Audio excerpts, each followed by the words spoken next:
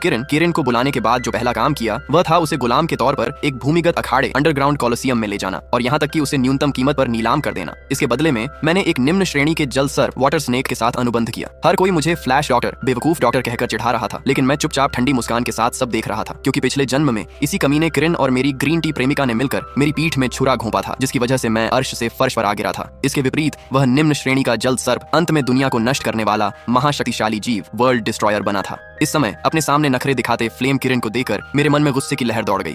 मैंने अपना फोन निकाला और एक नंबर डायल किया। दूसरी तरफ से तुरंत फोन उठा लिया गया। चुयाओ, तुमने क्या सोचा? फ्लेम किरण निश्चित रूप से हमारे भूमिगत अखाड़े का ट्रम्प कार्ड बन सकता है। बस एक रात की फाइट और तुम्हारा सारा कर्ज चुका हो जाएगा। मैनेजर वांग काफी उत्साहित लग रहे थे और मुझे मनाने की पूरी कोशिश कर रहे थे। मैंने शांति से कहा, मैं चेन शेंग तैयार हूँ, मेरे लिए सबसे करीबी रिंग मैच फिक्स करो। जीतने के बाद मैं फ्लेम किरण को वही मौके पर नीलाम कर दूंगा। तुमने क्या कहा? तुम फ्लेम किरण को नीलाम करोगे? मैनेजर वांग की आंखें फटी की फटी रह गईं, लेकिन मैंने बस इतना जवाब दिया, आधे घंटे में जिनलोंग बिल्डिंग के गेट पर मिलो। इतना कहकर मैंने फोन काट दिया और बाहर निकल गया। जल्द ही मैं जिनलोंग बिल्डिंग पहुंचा। मैनेजर वांग दौड़ते हुए मेरे पास आए। चुयाओ, आओ आओ, मैंने तुम्हारे लिए सबसे करीबी मुकाबला तय कर दिया है, जो बस 20 मिनट में शुरू होने वाला है। मैं सिर हिलाकर उनके साथ लिफ्ट की ओर चल पड़ा। तभी दो गार्ड एक लहूलुहान और बुरी तरह पिटे हुए युवक को बाहर ले जा रहे थे। मेरा चेहरा भावहीन रहा। मुझे पता था कि यह मुझ जैसे हाई स्कूल के छात्र को डराने का एक तरीका था। लिफ्ट में घुसते ही मैनेजर वांग के चेहरे पर हल्की धमकी के भाव आए। जो तुमने फोन पर कहा था, क्या वह सच है? निश्चिंत रहें, मैं कभी मजाक नहीं करता, मैंने दृढ़ता से उत्तर दिया। मेरा जवाब सुनकर मैनेजर वांग ने फिर से अपनी वह मुस्कान दिखाई जिसे वह दोस्ताना समझते थे। जैसे ही लिफ्ट के दरवाजे खुले, आंखों के सामने एक विशाल भूमिगत अखाड़ा था। स्टेज पर दो दिव्य जीव स्पिरिट बीस्ट एक दूसरे को बेरहमी से चीर रहे थे। मैं मैनेजर वांग के साथ बैक स्टेज रेस्ट रूम की ओर बढ़ा। उन्होंने गार्ड्स के कान में कुछ फुसफुसाया, मुझे इशारा किया और जल्दी में चले गए। मंच पर नया मुकाबला शुरू हुआ। उद्घोषक की आवाज गूंजी, देवियों और सज्जनों, अब समय है फर्स्ट बैटल राउंड का। स्वागत कीजिए लगातार 9 जीत हासिल करने वाले दिग्गज बीस्ट मास्टर लू फेंग का। एक मजबूत कद काठी का आदमी आत्मविश्वास भरी मुस्कान के साथ मंच पर आया। तभी एक दुबला पतला आदमी बाहर निकला। मैं तुमसे लोहा लूंगा, आयरन लेवल 4 बीस्ट मास्टर वांग मिंग, चुनौती स्वीकार करो। वांग मिंग के हाथों से रोशनी निकली और एक आधे इंसान के कद का फायर बुल मैदान में प्रकट हुआ। लू फेंग ने भी अपने जीव को बुलाया। 1-2 मीटर ऊंचा हंटर एम्परर बेयर किसी छोटे पहाड़ की तरह लू फेंग के सामने खड़ा हो गया। जैसे ही रेफरी ने शुरुआत की घोषणा की, फायर बुल एक तेज रफ्तार कार की तरह भालू की ओर लगा। लू फेंग ने हंसते हुए चुटकी बजाई। भालू ने अपनी भारी हथेली जमीन पर दे मारी। जमीन बुरी तरह कांपने लगी। फायर बुल की रफ्तार धीमी हो गई। तभी भालू ने गजब की फुर्ती दिखाई